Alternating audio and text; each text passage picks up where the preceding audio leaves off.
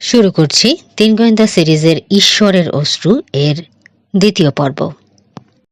আপনার বাবা হারিয়ে গেছেন? সত্যি? বড় বড় হয়ে গেল লাল চুলো মেয়েটার চোখ। মুসাকে গাছ বেয়ে নামতে দেখে মজা পেয়েছিল, এখন এলেনার কথা শুনে অবাক হলো। নিচের হল ঘরে ঢুকেছে এলেনা, টেলিফোন রিসিভারে হাত। রকি বিচ পুলিশকে ফোন করছে। এটা একটা খেলা, তাই না? লাল চুল মেয়েটা বলল আবার। অনেক পার্টিতে এরকম খেলা হয়, কেউ একজন খুন হয়ে যাওয়ার ভান করে, অন্যদেরকে তখন বলতে হয় কে খুন করেছে। চুপ করো তো নিনা, বিরক্ত হয়ে বলল এলেনা। এটা খেলা নয়। কিন্তু মেয়েটা শুনল না। আমাদেরকে বলতে হবে আপনার বাবা কোথায় লুকিয়েছেন, তাই না? কিংবা কে তাকে লুকাতে সাহায্য করেছে, তাই তো? বলতে হবে মোটিভটা কি। নিনা, তোমার মাথায় গোবর আছে। মসৃণ চেহারার যে যুবক তাকে কিছুক্ষণ আগে এলেনার সঙ্গে দেখা গিয়েছিল সে বেরিয়ে এলো লিভিং রুম থেকে। অস্বস্তিতে পড়ে গেছে। কিশোর জেনেছে ওই যুবকই এলেনার হবু বর, যাকে মেয়েটা বিয়ে করতে চায়। নাম নিকিনজা ভিশন। একই কলেজে পড়ে দুজন। ধূসর সিল্ক পরা মহিলা তার মা। বস্টন থেকে ছেলের সঙ্গে এসেছেন পার্টিতে যোগ দিয়ে এঙ্গেজমেন্টের ঘোষণা শোনার জন্যে। বিকেলে কিশোর দেখেছে জানালার চৌকাঠে আঙুল ছুঁয়ে ধুলো পরীক্ষা করছেন মহিলা। ক্যালিফোর্নিয়ায় এসে খুশি হয়েছেন কিনা কে জানে। লিস্টারের মেয়েকে বিয়ে করতে চায় তার ছেলে, এতেও কতটা খুশি হয়েছেন বোঝার উপায় নেই। কিশোর অন্তত বোঝেনি এখনো। কোথায় ছিলে? এলেনাকে জিজ্ঞেস করলো নিক। সবাই তোমাকে খুঁজছে। আব্বাকে খুঁজতে গিয়েছিলাম। ও, কেন এখনো রাগ পড়েনি? ভুলে যাও সব। কাছে দাঁড়িয়ে রইল কিশোর কথা শোনার জন্য। কড়া চোখে নিকের দিকে তাকালো এলেনা। দেখো, তুমি পছন্দ করো আর নাই করো, সে আমার বাবা। লিভিং রুমে এসে ঢুকলো সে। চেঁচিয়ে বাদকদেরকে বলল বাজনা থামাতে। একবার বললে শুনল না, ক্রমেই গলা চড়িয়ে মোট 3 বার বলতে হলো এলেনাকে। পুরো দমে গলা আর বাদ্যযন্ত্রের ওপর গায়ের ঝাল মেটাচ্ছিল যেন বাদকের দল। অবশেষে শুনতে পেয়ে থামল। মেহমানদের দিকে ফিরল এলেনা। আমার আব্বার শরীরটা খারাপ হয়ে গিয়েছিল, এখন এখন কোথায় আছে বলতে পারবো না। কেউ দেখেছেন সিঁড়ি দিয়ে নামতে? গুঞ্জন উঠল। একে অন্যের দিকে তাকাতে শুরু করলো মেহমানেরা। কয়েকজন শ্রাগ করল, কয়েকজনকে মুচকি হাসতে দেখল কিশোর। দৃষ্টিতে ব্যঙ্গ, তবে কথা বলল না কেউই। ডেভিড লিস্টারকে দেখেনি কেউ। ড্রাইভওয়েতে ইঞ্জিনের শব্দ হলো। সামনের দরজায় দেখা দিল দুজন পুলিশ অফিসার। সরে তাদেরকে ঢোকার জায়গা করে দিল মুসা। এগিয়ে নিয়ে এলো এলেনা আর নিক। আবার উত্তেজিত গুঞ্জন উঠল মেহমানদের মাঝে। মোটা বয়স্ক একজন লাল মুখ মানুষ বেশ জোরেই বলল, বাহ, চমৎকার। এই পিটার, চুপ! তাকে থামিয়ে দেওয়ার জন্য বলল তার পাশে দাঁড়ানো মহিলা। কি বলবে বুঝতে পেরেছি। কি বলবো? পকেট থেকে চুরুট বের করলো পিটার। বুড়ো জলদস্যুটা অবশেষে ধরা পড়তে যাচ্ছে, এ কথা বলতে মানা করছো? চুপ!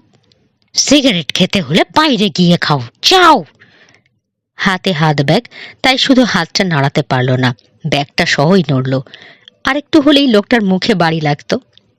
ধূসর রঙের চুলওয়ালা একজন লোক মহিলার দিকে তাকিয়ে হাসল।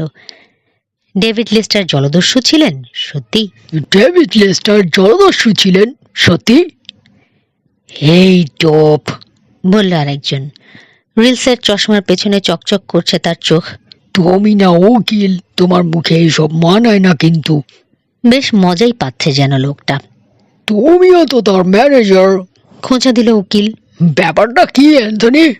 হঠাৎ এত ভদ্র হয়ে গেলে কিভাবে? নাকি কিছু লুকানোর চেষ্টা করছো? উকিলের কণ্ঠটা কেমন যেন ভোঁতা লাগলো কিশোরের কাছে। অবাক হয়ে ভাবল, অনেক বেশি গিলে ফেলল না তো মাতাল? কে বলতে চাও? রেগে যাবে কিনা সিদ্ধান্ত নিতে পারছে না যেন অ্যান্থনি। বলতে চাই, লিস্টারের কিছু হয়ে গেলে তোমার তো আর কিছু হবে না, বরং তোমার তখন পোয়া বারো। ওদের দিকে অবাক হয়ে তাকাতে লাগলো অন্যেরা। কয়েকজন এড়িয়ে যাওয়ার চেষ্টা করলো, কিন্তু কান তবু চলেই গেল ওদের কথায়। রুমাল দিয়ে বারবার কপালটা মুছতে লাগলো নিকের মা মিসেস ভিশন। বললেন, নিক, ভীষণ গরম রে এখানে, আমি বাইরে যাচ্ছি। নিক যেন তার কথা শুনতেই পেল না। বেসিন হাসল, হাসিটা কেমন যেন বাঁকা। ইতিমধ্যেই মেহমানেরা তার বুফের বেশিরভাগটাই সাবার করেছে, কাজেই দরজায় এসে দেখার সুযোগ পেল তরুণ কেটারার। কি নিয়ে এত উত্তেজনা? সাউথ স্পেশালিটি স্টোর ম্যানেজার ছিল যখন। সাউথ স্পেশালিটি স্টোরের ম্যানেজার ছিলে যখন? ডোব বলছে। কন্ট্রাক্টরদের সঙ্গে তোমার গোপন চুক্তি হতো, ভাবছো ভুলে গেছি? প্রমনের ওই নতুন ব্রাঞ্চটা খোলার সময় তো রীতিমতো তাদেরই একজন হয়ে গিয়েছিলে তুমি। অবশ্য বেশি টাকার প্রয়োজন হলে আর ওরকম সুযোগ পেলে কে না কাজে লাগায় বলো? কন্ট্রাক্টররা তো মানুষকে টাকা দেওয়ার জন্য মুখিয়েই থাকে। মিথ্যে কথা! প্রায় চিৎকার করে উঠল অ্যান্থনি। নিজে যেমন অন্যকে তেমনই ভাবে সবাই। এসব কাণ্ড নিশ্চয় তুমিই করতে, তাই না ডোব? চুপ করে আছে ডোব। কুৎসিত ভঙ্গিতে হাসল অ্যান্থনি। স্টক মার্কেটে দ্রুত বেশ কিছু কামিয়ে নিলে সেটা নিশ্চয়ই সৎ উপায় নয়, ঠিক বলছি না?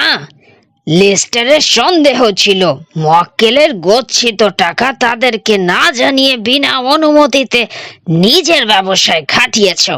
থামো! চেঁচিয়ে উঠল ডোব। চুপ করো! লিস্টারের টাকাও নষ্ট করেছিলে নাকি? ধরা পড়ে গেছ? তার ওপর যে কারণেই রেগেছ। আচমকা থেমে গেল অ্যান্থনি। চারপাশে তাকিয়ে যেন এই প্রথম খেয়াল করলো ঘরে আরো লোক রয়েছে। তাদের উত্তপ্ত বিতণ্ডা বেশ আগ্রহ নিয়ে শুনছে। সিগার ধরিয়েছে যে লোকটা, সে ঘড়ির দিকে তাকালো। আরে, এত দেরি হয়ে গেছে। জোরেই বলল কথাটা। স্পষ্টই বুঝিয়ে দিল যথেষ্ট হয়েছে, এই বিচ্ছিরি পরিবেশে আর থাকতে চায় না। যা দরকার। পুলিশ কি বেশি দেরি করবে? এটা সূচনা। বিরক্ত প্রায় সবাই হয়েছে। হাত মেলাতে শুরু করলো বয়স্ক মেহমানেরা।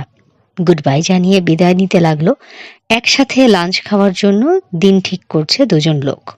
শুনে ফেলল কিশোর। এলেনার অল্প বয়সী বন্ধুরাও লম্বা জানালা দিয়ে বাগানে বেরিয়ে গেল, সেখান থেকে হেঁটে বাড়ির বাইরে। পার্টি শেষ। অধিকাংশ মেহমানই চলে গেছে। বেসিন আর তার সহকারীরা মিলে টেবিলগুলো পরিষ্কার করতে লাগলো। টেবিল থেকে গোলাপি রঙের টেবিল ক্লথগুলো নিয়ে বাগানে চলে গেল ধোয়া মোছার জন্য যে লোকটাকে রাখা হয়েছে সে। সেখান থেকে ছোট একটা ঠেলা গাড়িতে তুলে নিয়ে গেল পেছনের হল ঘরে। বারের দায়িত্বে নিয়োজিত লোকটা খালি বোতল ভরতে লাগলো বাক্সে। ফোল্ডিং চেয়ার আর টেবিলগুলো ভাঁজ করে বয়ে নিয়ে গিয়ে ট্রাকে তুলতে সাহায্য করলো তিন গোয়েন্দা। গিয়ে দেখলো টেবিল ক্লথ ঝেড়ে পরিষ্কার করে ভাঁজ করে বয়ে নিয়ে এসেছে ধোয়া মোছার লোকটা। ট্রাকে তুলছে কাপড়গুলো। পুলিশের সঙ্গে যখন বেরিয়ে এলো এলেনা, তখনও ট্রাকে মাল তোলায় ব্যস্ত তিন গোয়েন্দা। সিঁড়ির দিকে দেখলো মেয়েটা। ওয়েটাকে সাথে করে উঠে গেল দুই অফিসার। হলের ভেতর দিয়ে লিভিং রুমে চলে এলো এলেনা। উসখুস করছে নিক, যেন এখানে থাকার কথা নয় তার। এলেনা, তুমি ঠিক আছো তো? বলল কোনো মতে। আছি। দীর্ঘশ্বাস ফেললে এলেনা। বুঝতে পারছি না কি করব, ভয় পাবো না কি করব। আব্বা ইচ্ছে করে এ কাজ করে থাকতে পারে, পার্টি দেওয়ার বিন্দু মাত্র ইচ্ছে ছিল না তার। আমার চাপাচাপিতেই করেছে। মেহমানরা চলে গেলেই এসে ঢুকবে হয়তো, চওড়া হাসি দেবে আমার দিকে তাকিয়ে, তাহলেও ভালো হতো। কিন্তু সত্যিই যদি বিপদে পড়ে থাকে? পুলিশ কি বলে? কে আর বলবে, তদন্ত করবে। ওরা এখনো ভাবছে না আব্বার খারাপ কিছু হয়েছে। গেছে যে বেশিক্ষণ হয়নি, তাছাড়া খামখেয়ালি মানুষ, শুনেছেই তো। জিজ্ঞেস করেছে আব্বার শত্রু আছে কিনা, তাদের নাম জানি কিনা। কি আর বলবো বলো, আমার আব্বার শত্রুদের নাম লস অ্যাঞ্জেলেসের পুরো টেলিফোন ডিরেক্টরি দিয়ে দিতে হবে তাহলে। অত ভেবো না, সব ঠিক হয়ে যাবে। এগিয়ে আসতে দেখা গেল মিসেস ভিশনকে, মুখে হাসি, যেন সবকিছু ঠিক করে দেওয়ার দায়িত্ব নিয়েছেন। আর কোনো অসুবিধে হবে না, হাসিতেই বুঝিয়ে দেওয়ার প্রচেষ্টা। কাছে এসে বললেন, এলেনা, মা, কিচ্ছু ভেবো না, সব ঠিক হয়ে যাবে। আমাকে দরকার হলে একটু দ্বিধা না করে মোটেলে ফোন করো। থ্যাংক ইউ, বলল এলেনা। দস্তানা পড়তে শুরু করলেন নিকের মা। চমৎকার একটা পার্টি দিলে, সত্যি, বলেই বুঝলেন ভুল করে ফেলেছেন। রুটিন মাফিক সৌজন্য দেখানো অন্তত এই একটি ক্ষেত্রে চলবে না। শুধরে দেওয়ার জন্য বললেন, মনে হতো আর কি, যদি তোমাদের। যাগে, কিছু ভেবো না, সব ঠিক হয়ে যাবে। নিক, আয়, মেয়েটা একা থাকুক কিছুক্ষণ, রেস্ট নিক। আমি ফোন করব, এলেনাকে কথা দিল নিক। হ্যাঁ, বিড়বিড় করে বললেন মিসেস ভিশন। অবশ্যই করবে, করতে তো হবেই। ঘুরে তাকাতেই কিশোরের ওপর চোখ পড়ল এলেনার। কি, কিছু লাগবে? ইয়ে মিস লেস্টার, আমি দুঃখিত, বলল কিশোর। হ্যাঁ, সবাই দুঃখিত, কিন্তু তাতে আমার কি উপকার হবে? এই মুহূর্তটার জন্যই যেন অপেক্ষা করছিল কিশোর। পকেট থেকে বের করলো 3 গোয়েন্দার কার্ড, বাড়িয়ে দিল এলেনার দিকে। দরজায় দাঁড়িয়ে ব্যাপারটা দেখতে পেয়ে পায়ে পায়ে এগিয়ে এলো রবিন আর মুসা। হেসে উঠল এলেনা। 3 গোয়েন্দা, প্রাইভেট ডিটেকটিভ। 3 জনের মুখের দিকে তাকাতে লাগলো সে। অনেক ধন্যবাদ, গোয়েন্দার দরকার হলে প্রফেশনাল লোককেই ভাড়া করতে পারবো আমি, নবিশকে নয়। মাথা ঝাঁকালো কিশোর। কিছুটা হতাশই হয়েছে এলেনার আচরণে, যদিও মানুষের এই আচরণ নতুন নয় তার কাছে। তবে একেবারে নিরাশ করেনি তাকে মেয়েটা। কার্ডটা ফিরিয়ে দেয়নি কিংবা ফেলে দেয়নি। ল্যাম্প রাখা আছে যে টেবিলটায়, তার ড্রয়ারে গুঁজে রেখে দিল। বেরিয়ে এলো 3 গোয়েন্দা। হেনরি বেসিনের গাড়িতে করে চলল। তার দোকানে গিয়ে তার নিজস্ব জিনিসপত্র নামাতে সাহায্য করবে, তারপর ট্রাকটা নিয়ে চলে যাবে পিকো। ডেকোরেটরের টেবিল, চেয়ার আর টেবিল ক্লথ ফিরিয়ে দিয়ে আসবে। বেসিনের দোকান থেকে তাদের সাইকেল নিয়ে বাড়ি ফিরবে ছেলেরা। ডিনারের পর মুসাদের বাড়িতে একটা অনুষ্ঠান আছে, সেটাতে যোগ দিতে হবে তাকে। তার দাদার জন্মদিনের পার্টি, কিন্তু রবিনের তেমন কোনো কাজ নেই। কিশোরের সঙ্গে ইয়ার্ডে যেতে অসুবিধে নেই তার। বেসিনের ওখানে কাজ সেরে বাড়ি রওনা হলো 3 গোয়েন্দা। কিছু দূর এসে মোড় নিয়ে একদিকে চলে গেল মুসা। কিশোর আর রবিন আগের পথেই রইল। চলে এলো স্যালভিসিয়ার্ডে। ওয়ার্কশপে সাইকেল রেখে 2 সুড়ঙ্গ দিয়ে এসে ট্রেলারে ঢুকলো। 3 গোয়েন্দার হেডকোয়ার্টার। বিকেলের ঘটনাগুলো নিয়ে আলোচনার জন্য। কি ভাবছো? কথা শুরু করলো রবিন। মিস্টার লেস্টার কি সত্যি পাগল? খামখেয়ালি তো বটেই, এবং নিষ্ঠুর, একটা বিশেষ ভঙ্গিতে বলল কিশোর। যখন কোনো রহস্যের সমাধান খোঁজে কিংবা প্রশ্নের জবাব বের করতে চায়, তখন এভাবে কথা বলে সে। নইলে পার্টি থেকে ওরকম ভাবে চলে গিয়ে মেয়েকে অপদস্থ করার কি মানে? পাগল না হলে করে কোন ভদ্রলোক? একটা প্যারে আনমনে আঁকতে শুরু করলো গোয়েন্দা প্রধান। পার্টির মেহমানরাও অদ্ভুত, কেমন যেন। শুধু একটা ব্যাপারেই ওদের মিল দেখতে পেলাম, লিস্টারকে কেউ পছন্দ করে না। তাদের অনেকেই নিশ্চয়ই তার কর্মচারী, ও যে উকিল। আর অন্য লোকটার মাঝেও বিশ্রী আলোচনা হলো। জঘন্য, মুখ বিকৃত করলো রবিন। কোনো ভদ্রলোক যেভাবে কথা বলতে পারে। তবে এলেনার কলেজের বন্ধুরা কিন্তু ভালো, অন্তত স্বাভাবিক বলা চলে। অবাক ব্যাপারই, ওরকম বদমেজাজি একটা মেয়ের সঙ্গে যে কারোর বন্ধুত্ব হয় বিশ্বাস করা কঠিন। টেলিফোন বাজলো, তুলে নিয়ে কানে ঠেকালো কিশোর। বলুন। রবিন কিছু শুনতে পাচ্ছে না, তাকিয়ে রয়েছে কিশোরের দিকে। ও, কিশোর বলল, তাই? আরো কিছুক্ষণ ওপাশের কথা শুনল, তারপর বলল, বেশ। রিসিভার নামিয়ে রাখলো কিশোর। এলেনা লিস্টার এক্ষুনি যেতে বলেছে আমাদের, তার বাবাকে কিডন্যাপ করা হয়েছে। 15 মিনিটের মাথায় লেস্টারের বাড়ির দরজায় এসে দাঁড়ালো 2 গোয়েন্দা। কলিং বেল বাজালো কিশোর। দরজা খুলে দিল এলেনা। পরনে এখনো সেই নীল পোশাক, পার্টিতে যেটা পরেছিল। তবে এখন আর তেমন ধোপা দুরস্ত নেই, কুঁচকে গেছে। হাই হিলও নেই পায়ে। টাকার জন্য নোট পেয়েছেন?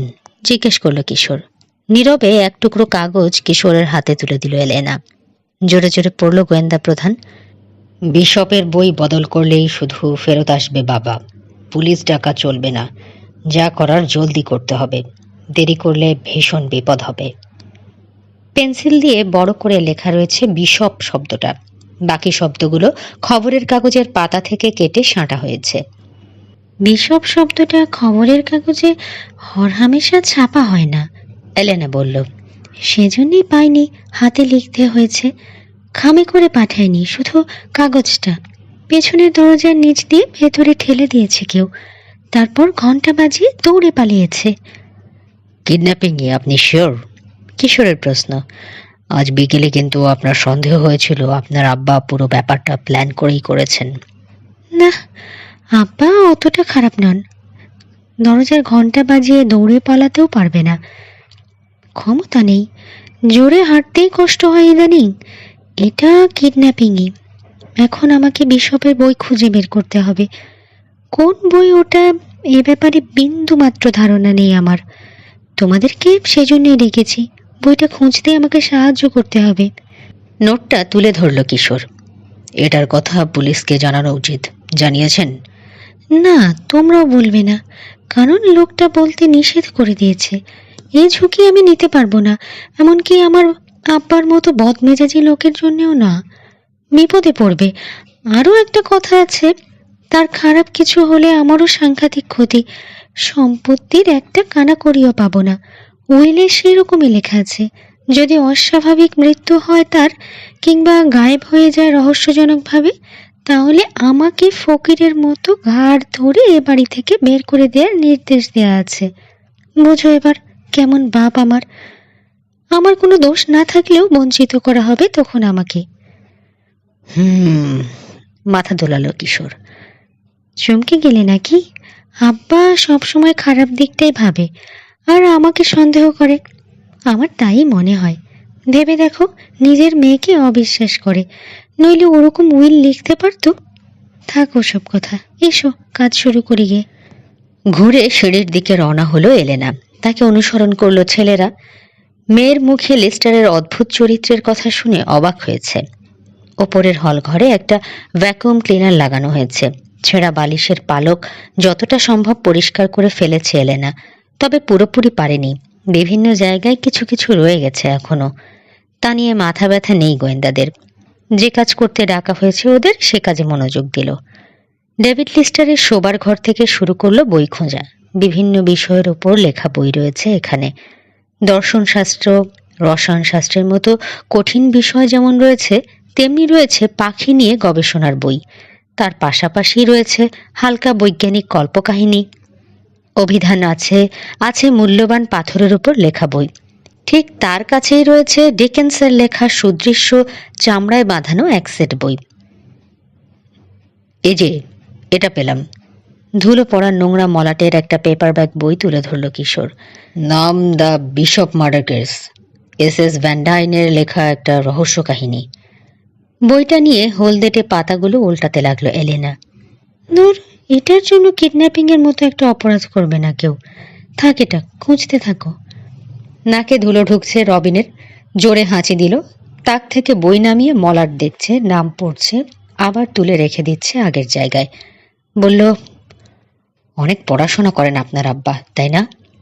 না, বই দেখে যতটা মনে হয় ততটা না, বই কিনেই শুধু নেশা। বলে সময় করে নিয়ে ভালো মতো পড়তে শুরু করবে একদিন, সব পড়ে শেষ করে ফেলবে, কিন্তু সেই সময় আর করতে পারে না। কিনেই চলেছে, তাকে তুলে রাখছে, নামানো আর হয় না। বইয়ের মালিক হতে পেরেই যেন খুশি আব্বা। কোনো বই কখনো হাতছাড়া করে না, ফেলে দেওয়া তো দূরের কথা, শুধু বইই না, কোনো জিনিসই ফেলে না। বড় দরজাটার দিকে ঘুরে এগোলো এলেনা। দেখি এর ভেতরে কি আছে। বিড়বিড় করতে করতে গিয়ে টান দিয়ে ড্রয়ার খুলল। কয়েক জোড়া মোজা, একটা মাফলার আর কাগজের বান্ডিল। কাগজগুলো বের করে তার ভেতর বই খুঁজল। খবরের কাগজের কাটিং, ছেলেদেরকে জানালো। একটা প্রেসক্রিপশন, কিছু ভ্রমণের ব্রোশিয়ার। কাগজগুলো আবার ড্রয়ারে ছুঁড়ে ফেলল সে। কি খুঁজছি জানা থাকলে অনেক সহজ হতো। একটা রহস্য উপন্যাস চেয়ে পাঠিয়েছে, এ কথা একদম বিশ্বাস করতে পারছি না, তাও আবার পুরনো। এটার ব্যাপারে কি মনে হয়? একটা বই তুলে ধরল রবিন। নাম the day Lincoln was shot, লেখকের নাম জিম বিশপ। মনে হয় না, কিশোর বলল। যাক, তাকে তুলো না, বাইরেই রাখো। হতে পারে কোনো বইয়ের দুর্লভ প্রথম সংস্করণ, আন্দাজ করলো এলেনা। কিংবা প্রকাশে হয়নি এমন কোনো পাণ্ডুলিপি চায়, নোট কিংবা বৈজ্ঞানিক গবেষণার নথিপত্র হতে পারে, অথবা কোনো লগবুক, অতীতের কোনো গোপন ঘটনার কথা লেখা রয়েছে যাতে। সাংঘাতিক মূল্যবান কোনো দলিল, কোনো কনসেন্ট্রেশন ক্যাম্পের ইতিহাস হতে পারে না? সবই খুঁজে দেখব, শান্ত কণ্ঠে বলল কিশোর। বুককেসগুলো দেখা শেষ করে পুরনো আলমারির তাকে রাখা বাক্স আর ফোল্ডারগুলোর দিকে দৃষ্টি দিল গোয়েন্দারা। ক্যান্সেল করে দেয়া ব্যাংক চেকের বান্ডিল দেখতে পেল, পুরনো টেলিফোনের বিল, পোস্টকার্ড, কোনোটা সুদূর জিব্রাল্টার আর কায়রো থেকেও এসেছে। সব সাদা, লেখা নেই। বোঝা গেল চিঠি লেখার জন্য নয়, সুভিনির হিসাবে আনা হয়েছে ওগুলো। তরুণ বয়সেই সাগর পাড়ি দিয়েছিল আব্বা, এলেনা জানালো। ইন্ডাস্ট্রির ব্যবসায় ঢোকার অনেক আগের কথা সেটা। ওয়াল স্ট্রিটে তো তার ডাকনামই দিয়ে ফেলা হয়েছে জলদস্যু। হয়তো পাইরেটই ছিল, কে জানে। নইলে একেবারে জিরো থেকে শুরু করে এতটা ওঠে কিভাবে? শুরু যখন করে একটা ফুটো পয়সা ছিল না পকেটে, লোকে জানে সে কথা। কিন্তু দেখতে দেখতে একটা শিপিং লাইনের মালিক হয়ে গেল, কয়েকটা ডিপার্টমেন্টাল স্টোর দিয়ে ফেললো, তারপর কিনলো একটা পেপার মিল, গোটা 3 ব্যাংক। অথচ অতটা চালাক লোক নয় সে, সাংঘাতিক বুদ্ধিমান যে তাও নয়। ততটা খারাপও ভাবতে পারছি না, কিশোর বলল। এই সময় টেলিফোন বাজলো। চমকে উঠল এলেনা, রিসিভার তুলে কানে ঠেকালো। দীর্ঘ একটা মুহূর্ত কিছুই বলল না, তারপর চিৎকার করে উঠল। চেষ্টা তো করছি, শোনো, কিছু কিছু পেয়েছিও, লাগলে নিয়ে যেতে পারো। একটার নাম দ্য বিশপ মার্ডার কেস, আর একটা বইয়ের লেখকের নাম জিম বিশপ। থেমে গেল সে, ভ্রুকুটি করলো, আবার বলল, তোমাকে ঠকানোর কোনো ইচ্ছে নেই আমার। শোনো, কি খুঁজতে বলছো সেটাই জানি না, জানলে। আরে শোনো শোনো। রিসিভারটা নামিয়ে এনে তাকিয়ে রইল ওটার দিকে। কিডন্যাপার? জানতে চাইল কিশোর। হ্যাঁ, তার ধারণা আমি তার সঙ্গে ইয়ার্কি মারছি। পুরনো খুনের গল্পের বই চায় না সে চায় বিশপের বই। আর কোনো তথ্য না জানিয়ে লাইন কেটে দিল। গলা শুনে কি মনে হলো? রবিনের প্রশ্ন। চিনলেন? মাথা নাড়ল এলেনা। খসখসে, হয় ঠান্ডা লেগেছে, নয়তো মুখে রুমাল দিয়ে নিয়েছিল যাতে চেনা না যায়। কথায় এক ধরনের টান রয়েছে, তবে বুঝতে পারলাম না কোন দেশের। আবার গিয়ে দেরাজে খোঁজায় মন দিল এলেনা। শেষ ড্রয়ারটা যখন খোঁজা শেষ করলো সে, রবিন আর কিশোর তখন সবগুলো তাক দেখে শেষ করে ফেলেছে। অধৈর্য হয়ে উঠেছে তিনজনই। এলেনার খিদে পেয়েছে। ডিনার খাইনি, বলল সে। ফ্রিজেও কিছু নেই। পার্টির জন্য খাবারের অর্ডার দেওয়া হয়েছিল, খুব হিসেব করে। এখন পিৎজা কিনে এনে খাওয়া ছাড়া আর কোনো উপায় নেই। চলবে, হাসলো রবিন। রবিন, তুমিও যাও, একটু পনির টনিরও নিয়ে এসো, কিশোর বলল। আর কোক। রবিন গেল এলেনার সঙ্গে খাবার কিনতে। কিশোর রয়ে গেল, খোঁজা বন্ধ করল না। পরের বেডরুমটায় রওনা হলো সে। চিলেকোঠায় যাওয়ার দরজাটার উপর চোখ পড়ল। কি মনে করে টান দিয়ে দরজাটা খুলল সে। সুইচ টিপে সিঁড়ির আলোটা জ্বালল, তারপর উঠতে শুরু করলো ওপরে।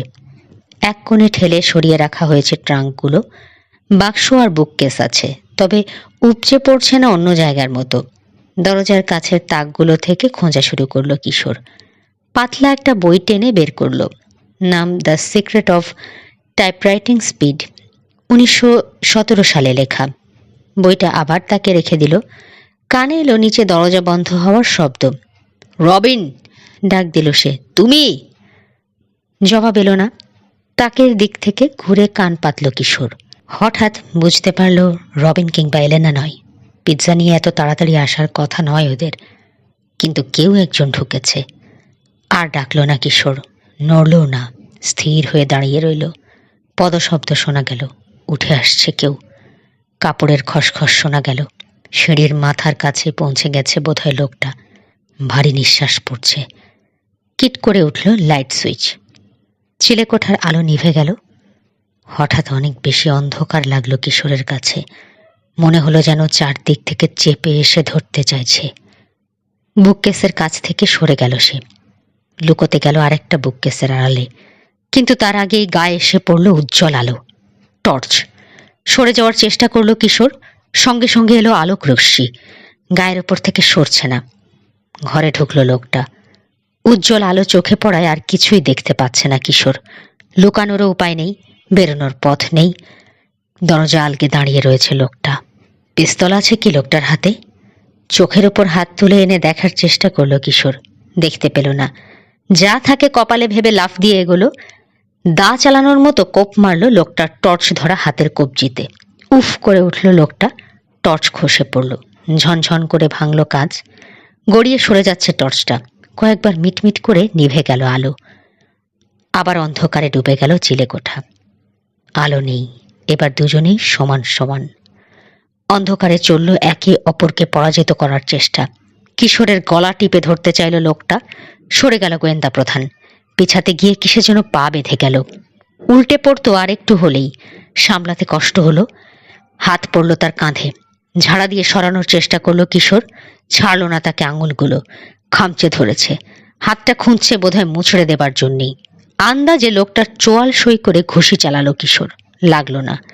পেট সই করে হাত চালালো, এবারও লাগাতে পারল না। জোরে ঠেলা লাগলো কাঁধে। জোর আছে লোকটার গায়ে। হুমড়ি খেয়ে পড়ল কিশোর। সামলে নিতে পারত, একটা বক্সে পা বেঁধে যাওয়াতেই পড়ে গেল। নিচে দরজা খোলার শব্দ হলো। কিশোর, ডাক দিয়ে বলল রবিন, এনেছি, এসো। বিড়বিড় করে উঠল আরেকটা কণ্ঠ। কিছু বুঝতে পারল না কিশোর। অন্ধকারে দরজা দিয়ে প্রায় ছুটে বেরোলো রহস্যময় হামলাকারী। সিঁড়িতে পায়ের শব্দ দুপদাপ করে নেমে চলে গেল। হাঁচড়ে পাঁচড়ে উঠে পড়ল কিশোর। দৌড় দিল সেও লোকটাকে ধরার জন্যে। দোতলায় পৌঁছে পায়ের আওয়াজ শুনতে পেল পেছনের সিঁড়িতে। আবার ডাকলো রবিন, এই কিশোর, কি হয়েছে? জবাব না দিয়ে দৌড়ে নামলো কিশোর। রান্নাঘরে ঢুকলো। দড়াম করে লেগে গেল ঘরের পেছনের দিকে দরজাটা। লোকটা বেরিয়ে গেল। ছুটে গিয়ে সে দরজা খুলে তাকাতে তাকাতে আঙিনা পার হয়ে গেল হামলাকারী। পুলিশকে খবর দিল এলেনা। এসে রিপোর্ট লিখে নিল ওরা। বাড়ির চারপাশে ঝোপগুলোতে খুঁজে দেখল, গ্যারেজে দেখল। তারপর এলেনাকে পরামর্শ দিল আবার যদি কেউ হামলা করতে আসে 911-এ যেন ফোন করে। লেস্টারের আর কোনো খবর আছে কিনা জিজ্ঞেস করলো পুলিশ। সান্ত্বনা দিয়ে বলল, ভয় নেই, অনেকেই ওরকম বাড়ি থেকে বেরিয়ে যায়, আবার ফিরেও আসে। র্যানসাম নোটটার ব্যাপারে কিছুই বলল না এলেনা। দরজায় দাঁড়িয়ে পুলিশের গাড়িটা চলে যেতে দেখল। জোরে একটা নিঃশ্বাস ফেলে বলল, কে ওই লোক? সাধারণ চোর নাকি কিডন্যাপার? চিন্তাই ফেলে দিল। আমার ধারণা কিডন্যাপার, রবিন বলল। হয়তো বিশপের বইয়ের জন্য তর্স হয়েছে না, আর অস্থির হয়ে নিজেই দেখতে চলে এসেছে হয়তো, কিশোর বলল। তবে তার চেয়ে আমাদেরই খুঁজে দেখার সুযোগ বেশি। আমাদের ওপর দায়িত্বটা ছেড়ে দিয়ে চুপ করে বসে থাকাটাই তার জন্য সুবিধে। একটা ব্যাপার অবশ্য জেনে গেলাম, এ বাড়ির ওপর নজর রাখা হচ্ছে। ভয় ফুটল এলেনার চোখে। আজ রাতে মায়ের কাছে চলে যাব কিনা ভাবছি। এ বাড়িতে আমি একা থাকতে পারবো না। আপনার আম্মা কি কাছেই থাকেন? জিজ্ঞেস করলো কিশোর। সান্তা মনিকায়। আব্বার সঙ্গে ছাড়াছাড়ি হয়ে গেছে। হ্যাঁ, চলেই যাব, কিন্তু থাকতে পারলে ভালো হতো। আবার ফোন করতে পারে কিডন্যাপার। আমি না থাকলে কথা বলবে কে? কডিকে ফোন করে অবশ্য থাকতে বলতে পারি। আব্বার সেক্রেটারি যখন, এটা তার ডিউটির মধ্যেই পড়ে।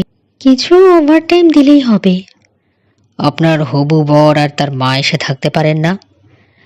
পারতো, তবে বোস্টন থেকে নাকি খবর এসেছে বাড়িতে জরুরি কাজ।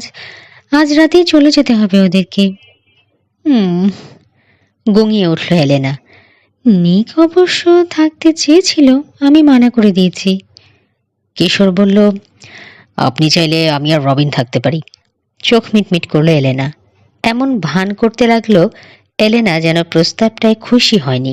তবে একটা ফোন করে বলে দিতে হবে, বলল কিশোর। বাসায় বলে দিল কিশোর আর রবিন। এলেনাকে পাহারা দেওয়ার জন্য লেস্টারের বাড়িতে রাত কাটাতে অনুমতি মিলল দুজনেরই। ফোন করার পর মনে পড়ল রবিনের পিৎজা খাওয়ার কথা। খাওয়া শেষ করে আবার বিশপের বই খোঁজায় মন দিল। দোতলার ঘরে অনেক বই, কাগজপত্র আর সুভিনির মিলল, যেগুলোতে প্রমাণ করে তরুণ বয়সে নাবিক ছিলেন লেস্টার। সাগরে সাগরে ঘুরেছেন। অ্যাডভেঞ্চার প্রিয় মানুষ ছিলেন আপনার আব্বা।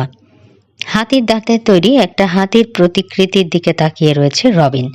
ভারত থেকে আনা হয়েছে জিনিসটা। দেশে দেশে ঘুরতে নিশ্চয়ই খুব ভালো লাগতো তার। অ্যাডভেঞ্চারটা তখন করতে হয়েছে পেটের দায়ে, বিষণ্ণ কণ্ঠে বলল এলেনা। তারপর কোনোভাবে কিছু টাকা জমিয়ে কিনল লেস্টার স্টিমশিপ লাইন, পুরনো মরচে পড়া দুটো মালবাহী জাহাজ। হিউস্টন থেকে ক্যারিবিয়ান বন্দরগুলোতে যাতায়াত করত। ওই দুটোর লক্কর মার্কা জাহাজের আয় থেকেই আরেকটু ভালো আরেকটা জাহাজ কিনল, আরও টাকা জমালো। ভিজালিয়ায় ছোট একটা ব্যাংক কিনল, ঢুকে পড়ল স্টক মার্কেটে। আম্মা বলে ওই সময়টাতেই টাকার জন্য রীতিমতো ক্ষেপে ওঠে আব্বা। ভালো একটা মানুষ চোখের সামনে পাকা জোয়ারি হয়ে গেল যেন। আম্মার কাছে তাই মনে হয়েছে।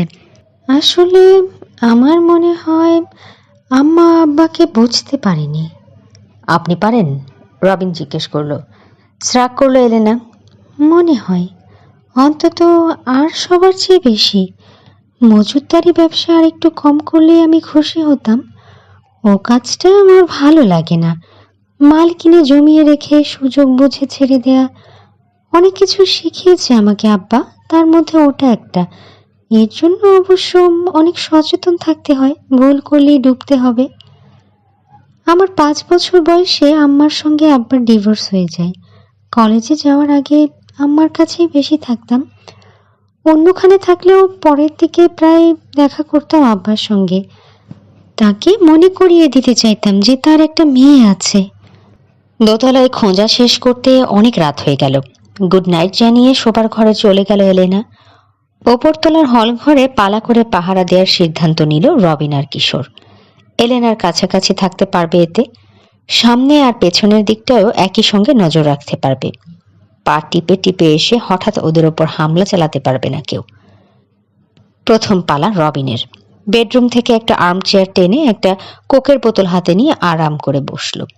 আলমারি থেকে কম্বল বের করে অব্যবহৃত শোবার ঘরের একটাতে শুয়ে পড়ল কিশোর। শুরুতে মনে হলো ঘুমই আসবে না। সারাদিন অনেক উত্তেজনায় গেছে, সেগুলো ঘুরছে মাথার মধ্যে। রবিনের ঝাঁকুনিতে ঘুম ভাঙল তার। 3টে বাজে, আমি আর পারছি না, ওঠো, এবার তুমি যাও। কম্বলের নিচ থেকে বেরিয়ে এলো কিশোর। সেই জায়গায় ঢুকলো রবিন। গরম কম্বলের জন্য ধন্যবাদ।